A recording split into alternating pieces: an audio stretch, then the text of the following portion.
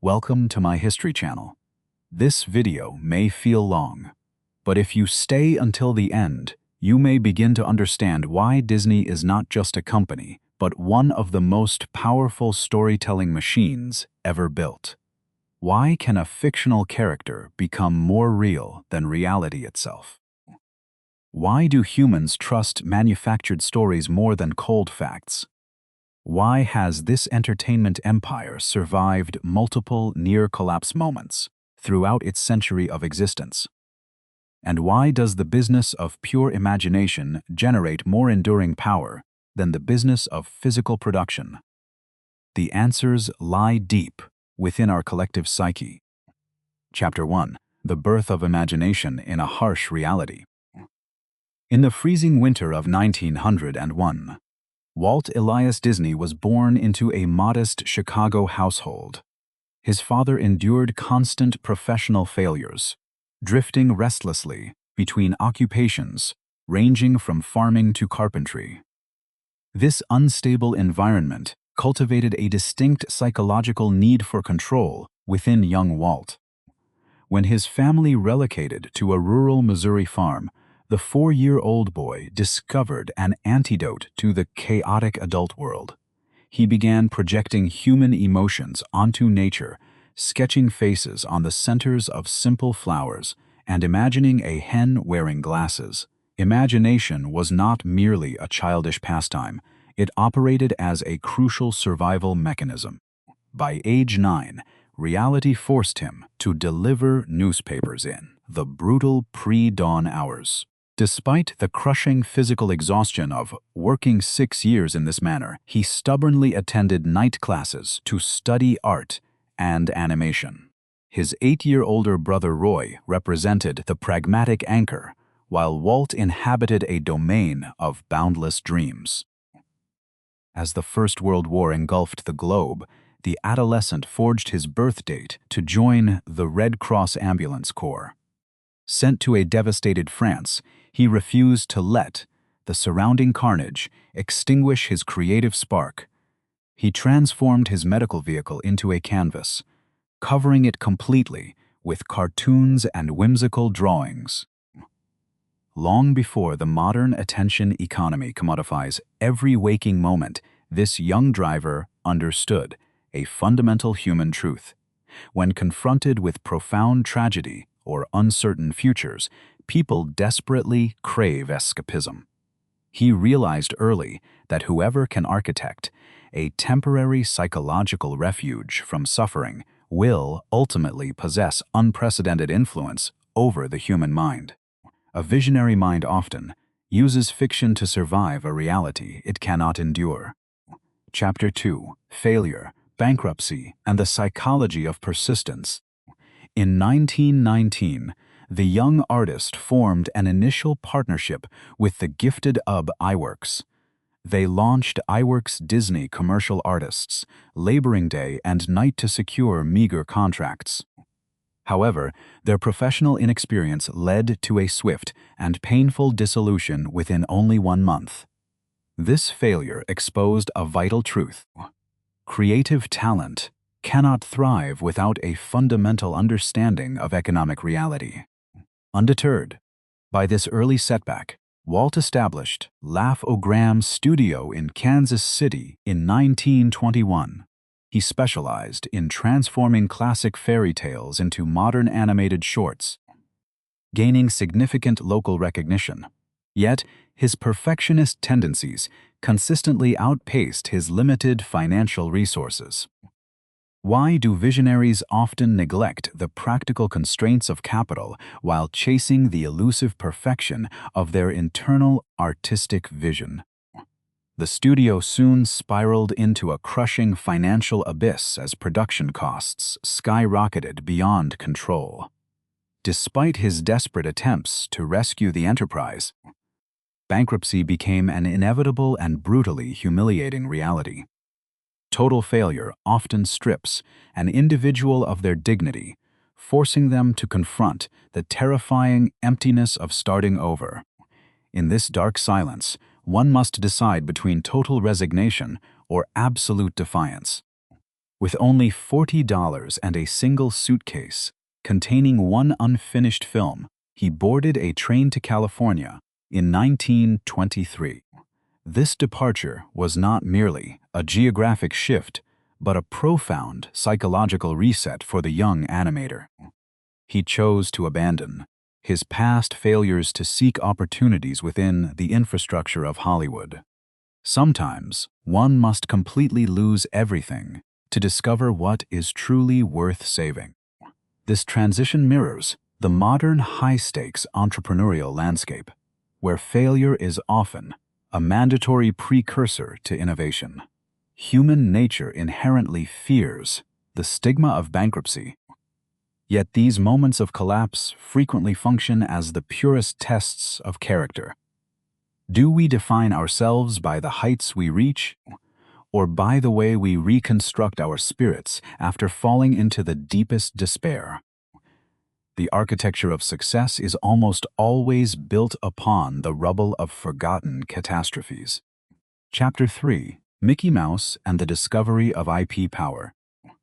In 1923, Walt and his pragmatic brother Roy established a modest studio within a rented Los Angeles garage. They discovered early success with a character named Oswald the Lucky Rabbit, generating significant revenue for their fledgling enterprise. Yet, this temporary triumph masked a dangerous vulnerability inherently found in traditional business agreements.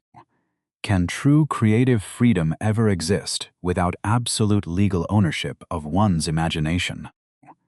In 1928, a ruthless distributor exploited a contractual loophole, legally seizing the copyright to Oswald and aggressively poaching Walt's core animation staff. Betrayal is a profoundly destructive human experience, shattering trust and leaving a deep psychological void. He was stripped of his most valuable asset, confronting the harsh reality that in capitalism, brilliant artistry remains utterly meaningless without the ironclad protection of intellectual property rights. Riding a train back to California, consumed by righteous anger, Walt refused to surrender to defeat. From this crucible of emotional turmoil, he conceptualized a cheerful rodent originally named Mortimer, later wisely renamed Mickey. When humans face total disempowerment, we often invent myths to reclaim agency. This simple cartoon mouse became a profound psychological vessel for absolute resilience, transforming personal trauma into triumphant reinvention. He bet everything on a radical technological innovation, producing the 1928 short film Steamboat Willie, with fully synchronized audio.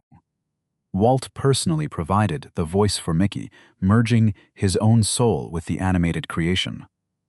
Audiences were utterly mesmerized by this unprecedented sensory experience. He understood that technology does not merely advance mechanics, it deepens the emotional bond between human consciousness and manufactured fiction.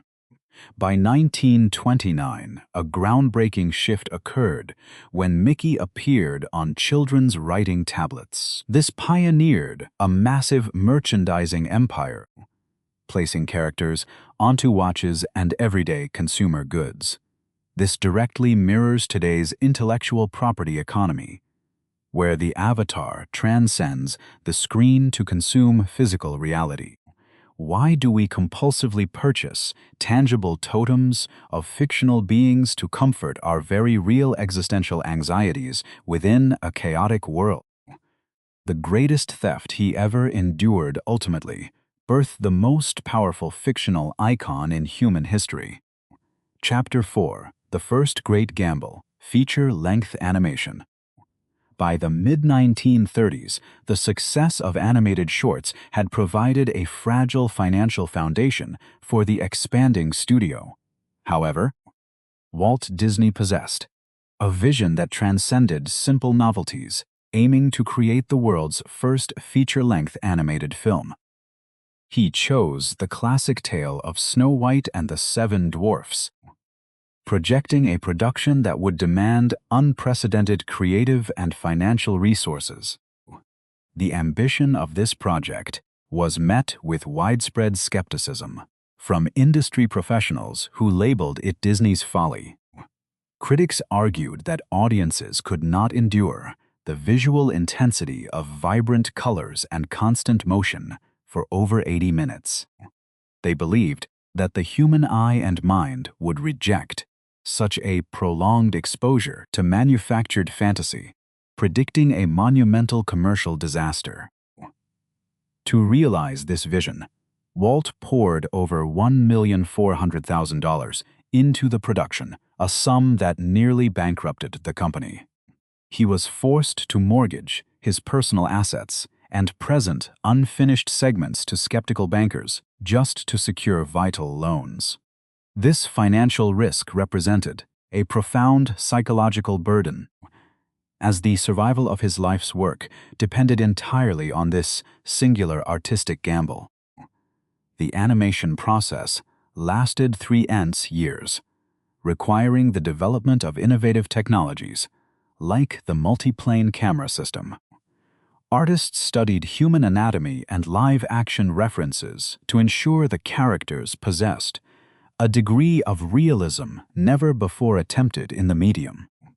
This obsession with quality reflected a philosophical belief that animation could evoke deep emotional resonance, rivaling the greatest live-action dramas. When the film finally premiered in 1937, it shattered all expectations and received a standing ovation from legends like Charlie Chaplin. It ultimately earned $8 million during its initial run, becoming the most successful sound film of its era. This triumph proved that human beings have an inexhaustible hunger for immersive narrative worlds that offer profound psychological escapism from reality. A single bold act of creative defiance can redefine the very boundaries of what humanity considers possible. Chapter 5: War, Crisis, and Survival Through Adaptation. Following the success of their first feature film, the studio produced masterpieces like Pinocchio, Dumbo, and Bambi. Yet, the sudden eruption of the Second World War shattered this era of creativity. The global conflict eradicated crucial European markets, transforming a flourishing dream factory into a financial nightmare. How rapidly can the comforting illusion of art be destroyed by the brutal reality of global carnage? Faced with mounting debts and internal labor strikes, Walt Disney experienced unprecedented psychological pressure. Survival demanded a radical metamorphosis. When the American government requested assistance following the attack on Pearl Harbor, the studio swiftly transitioned into a hub for military training films and propaganda. This pivot highlights a chilling modern reality. Any platform capable of capturing mass attention can easily be weaponized for ideological control. Familiar characters like Donald Duck replaced Mickey Mouse, becoming the frustrated cinematic face of a terrified nation. The beloved Duck demonstrated gas masks, promoted income taxes, and mocked fascist regimes, earning Academy Awards while simultaneously selling millions in war bonds. Why do we find deeper psychological comfort in watching fictional characters navigate existential threats rather than facing the terrifying truth ourselves? The company exchanged its whimsical identity for nationalistic survival, transforming talented animators into essential defense contractors. They waged a bloodless war through the strategic manipulation of ink and paint, securing their financial salvation. Yet, when the dust settled, the pure magic felt fundamentally altered. Even the most beautiful dream factory must eventually compromise its soul when forced to negotiate with the relentless forces of human destruction. In the darkest hours of history, we often realize that our cherished myths can be instantly repurposed into instruments of survival. Chapter 6: Disneyland and the Monetization of Fantasy. Following the war, Walt felt an insatiable psychological urge to expand beyond the flat constraints of the silver screen. He desired a tangible domain where fictional narratives could be touched, walked through, and breathed. Defying extreme financial skepticism and risking his life insurance, he stubbornly pushed forward with a radical blueprint for a theatrical utopian city. To fund this colossal $17 million ambition, he masterfully engineered a strategic partnership with the American Broadcasting Company. By launching a weekly television program showcasing park construction, he achieved something unprecedented in the attention economy. He hypnotized an entire nation, broadcasting the promise of curated happiness directly into millions of living rooms before the physical foundation was completed. In July 1955, Disneyland finally opened its gates in Anaheim, California. Despite a chaotic first day marred by melting asphalt and counterfeit tickets, the destination instantly became a monumental masterstroke of consumer psychology. He successfully commodified the very atmosphere of joy, transforming ephemeral cinematic memories into a highly lucrative physical infrastructure that demanded continuous financial participation. Why do humans willingly pay premium prices to wander inside a fabricated reality? In a post-war world haunted by nuclear anxiety, Disneyland offered an artificial safe haven free from genuine danger or despair. By blending beloved intellectual property with immersive spatial design, Disney engineered an environment where visitors gladly surrendered their disbelief to exist inside a flawlessly orchestrated illusion. This was no longer merely the business of producing entertainment. It was the systematic architecture of collective nostalgia. He built a walled garden where escaping the brutal truths of human existence became a consumable product. When the chaos of the modern era overwhelms the mind, the most profitable commodity on earth is a guaranteed happy ending. To control a story is powerful, but to control the physical space where a story breathes is absolute. Chapter 7: Death of the Founder and Corporate Identity Crisis. In December 1966, the irreplaceable architect of this empire passed away from lung cancer at the age of 65. Walt Disney's sudden departure left a tremendous psychological and strategic void that no single executive could readily fill. Without its visionary North Star, the organization collapsed into a deep creative stagnation, clinging desperately to past successes while failing to innovate for a rapidly changing world. For nearly 2 decades, a paralyzing question echoed through the corporate hallways. What would Walt do? This obsessive desire to replicate a ghost's intuition stifled originality and prevented the studio from evolving alongside modern culture. They managed to maintain their theme parks, but the vital creative heart of the company had stopped beating. Can a story truly continue when the master narrator is permanently gone? During the 1970s and early 1980s, the once mighty animation department struggled to produce impactful cinema. While films like The Rescuers earned modest profits, they lacked the groundbreaking visual and narrative innovation of the Founders era. The brand began to feel stale, viewed primarily as a relic of the past rather than a vital force in the contemporary entertainment landscape. This internal weakness invited external predation, culminating in a vicious hostile takeover attempt in 1984. Financier Saul Steinberg aggressively purchased shares, threatening to dismantle and sell the studio's assets piece by piece. The company was forced to pay hundreds of millions in greenmail just to survive this existential crisis. When a creative entity becomes merely a financial target, its spiritual death seems imminent. Roy Disney dedicated his remaining life to completing his brother's final vision, opening Walt Disney World in 1971. Yet, physical monuments cannot substitute for lost visionary leadership or the intangible magic of pure imagination. The struggle to redefine the identity of the organization without its founder revealed a harsh reality. A legacy is not a map to follow, but a flame that must be constantly reignited. An empire built on one man's dream is forever vulnerable to the inevitable silence of mortality.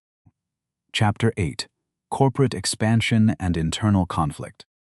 In 1984, salvation arrived in the form of Michael Eisner, a pragmatic executive who understood that art must subserviently serve commerce.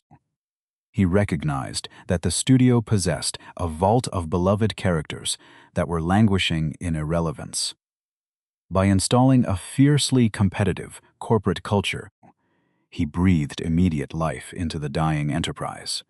Yet, what happens when the relentless pursuit of profit replaces the genuine purity of imagination? Eisner sparked a brilliant renaissance, releasing triumphant masterpieces like The Little Mermaid and The Lion King. Simultaneously, he executed a masterstroke of consumer psychology by releasing classic films on home video for limited windows. This artificial scarcity transformed ephemeral nostalgia into a highly profitable, tangible commodity. Families willingly purchased emotional comfort in plastic cassettes. This strategy perfectly prefigures today's subscription models, where access to childhood memories is perpetually monetized. The era witnessed unprecedented corporate expansion, transforming the studio into a transnational conglomerate. In 1995, he masterminded the astounding $19 billion acquisition of the American Broadcasting Company, securing powerful television networks and lucrative sports channels. This monumental shift reconstructed the business of imagination into an unstoppable distribution machine. When an entity controls both the manufactured dream and the screen broadcasting it, who truly dictates human culture? However, this aggressive growth incubated severe internal conflicts. Following the tragic death of his crucial operational partner, Eisner's autocratic leadership style began fracturing the creative soul of the organization. He alienated key visionaries, like Jeffrey Katzenberg, who resigned in fury to found the rival DreamWorks studio. How often does an unchecked executive ego accidentally birth its own most formidable competitors in the ruthless landscape of global entertainment? The toxic corporate atmosphere also poisoned relationships with innovative external partners, most notably Steve Jobs and the emerging Pixar animation studios. By prioritizing short-term efficiency over empathetic collaboration, Eisner slowly dismantled the vital trust required for artistic genius to flourish. The enduring magic inevitably morphs into a cold machine when driven solely by metrics. A kingdom cannot sustain its allure when the king prioritizes fear over inspiration. Even the most resplendent castle will eventually crumble when built upon a foundation of corporate control and unchecked ego. Chapter 9: The Acquisition Strategy and IP Empire. In 2005, Robert Iger assumed leadership of the fractured empire. He immediately recognized that a content kingdom could not survive without genuine visionaries. His first monumental act was not financial, but emotional. He restored broken trust by repairing the severed relationship with Steve Jobs. In 2006, he masterminded the $7,400,000,000 acquisition of Pixar. Iger understood a profound shift in human psychology. Modern audiences no longer craved isolated stories. They demanded infinite, interconnected universes to inhabit. Consequently, he executed the daring $4 billion purchase of Marvel Entertainment in 2009. By absorbing superheroes like Iron Man and Captain America, he successfully monetized the psychological need for heroic mythology in an increasingly unstable and cynical real world. Driven by an insatiable ambition to dominate global imagination, he pursued Lucasfilm in 2012. For over $4 billion, he secured the mythic power of Star Wars. This was not merely a corporate expansion. It was the systematic hoarding of collective human memory. Why rely on generating new dreams when capital allows you to purchase the foundational myths of entire generations? This unprecedented acquisition spree culminated in 2019 with the staggering $71,300,000,000 purchase of 21st Century Fox assets. He consolidated the greatest cultural artifacts of the century under one monolithic banner. By owning such a massive share of our mental landscape, the corporation engineered a reality where escaping their carefully crafted narratives became fundamentally impossible for the modern consumer. Yet, this relentless consolidation conceals a deeper existential anxiety within the organization. When a studio relies heavily on purchasing external creativity rather than nurturing internal innovation, does it mask a fundamental creative bankruptcy? Furthermore, constant acquisitions inevitably dilute shareholder value and threaten the sacred aura of original masterpieces. A storytelling machine must eventually wonder if absolute monopolization ultimately destroys the very magic it sought to protect. True power is no longer the ability to tell a story, but the capital to own every story ever told. Chapter 10: Streaming Era and the Future of Storytelling. As the digital age accelerated, a new existential threat emerged. The attention economy shifted radically toward streaming platforms like Netflix, forcing the traditional empire to cannibalize its own profitable television revenues. In 2019, Disney Plus launched, utilizing decades of beloved intellectual property to rapidly amass over 100 million subscribers. Yet, this desperate pivot transformed the fine art of storytelling into an unrelenting assembly line. The abrupt arrival of a global pandemic paralyzed the physical world, shuttering lucrative theme parks and cinemas simultaneously. Under the tumultuous leadership of Bob Chapek, the company aggressively prioritized streaming growth over creative purity. While digital numbers surged, the relentless exploitation of classic narratives resulted in monumental financial losses and severe brand dilution. When survival demands endless output, the scarcity of true magic inevitably evaporates. Robert Iger was urgently recalled to rescue the ailing kingdom from billions in streaming deficits and growing audience apathy. Today, the empire grapples with widespread superhero fatigue and a noticeable decline in box office dominance for its acclaimed studios. We are witnessing a profound psychological shift. Even the most devoted consumers eventually grow numb when bombarded by an overwhelming surplus of manufactured emotional nostalgia. Furthermore, a terrifying technological horizon looms with the rapid advancement of artificial intelligence. When algorithms can instantly generate infinite narratives, the monopoly on imagination faces imminent destruction. Why would humanity continue to consume mass-produced corporate myths when every individual can function as the absolute creator of their own digital universe. The century-old business model is now fundamentally threatened by the democratization of dreams. From a desperate artist to an omnipresent cultural monolith, this storytelling engine has profoundly shaped human consciousness. They engineered a mechanism that commodified our deepest psychological need to escape reality. Please subscribe and like to continue exploring the hidden architectures of our world. If a corporation can seamlessly replace reality with fabricated myths, are we truly living, or merely existing inside narratives we never questioned?